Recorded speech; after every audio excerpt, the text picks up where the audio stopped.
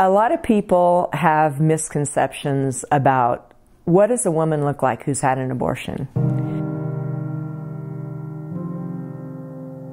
I think their mind automatically goes to the young girl who's sleeping around with all the guys and gets in trouble, and then she just decides to have an abortion. And I have found more than not that is the exception to the rule.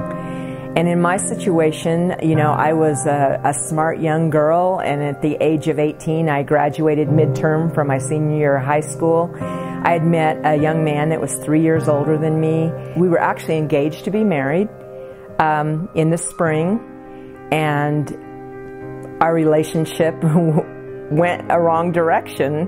And I think we both thought, well, we're going to get married anyway, so, you know, premarital sex was not...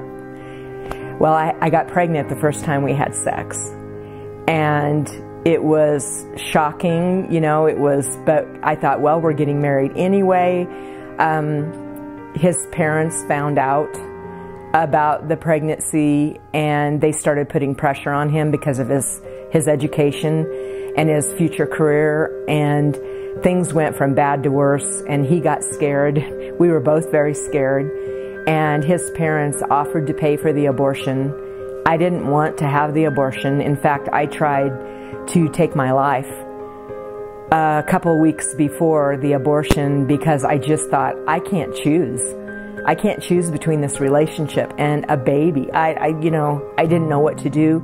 It was a year before Roe v. Wade, so I wanted to believe everything that the Planned Parenthood told me, that it wasn't really a baby, that, you know, I could go on to have children when I wanted to have children. And I kind of hung on to those deceptive lies.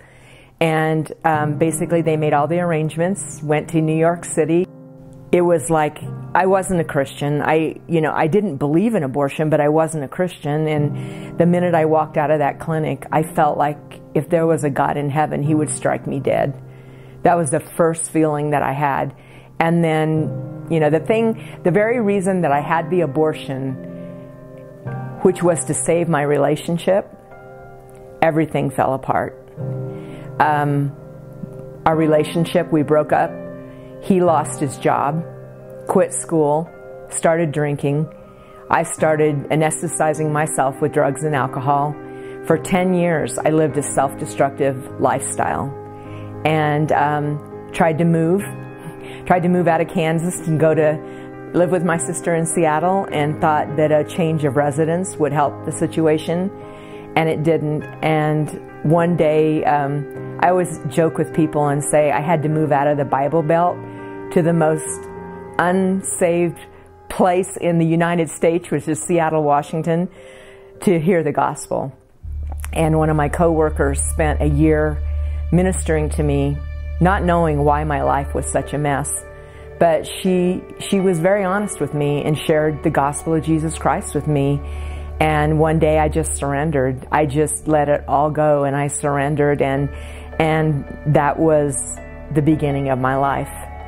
And so from that point forward, it was rough, you know, dealing with all those past issues and sins and the things that happened in my life. And I think that is the reason that I am so passionate, not only for women who are post-abortive, but for men, because I pray every day that my baby's father will find Jesus in his life. The ironic thing about that whole story is, to this day, neither he nor I have biological children.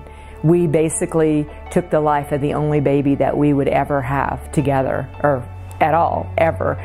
So I think there are a lot of women in that position, a lot of men in that position, and we have a very high infertility rate in this country.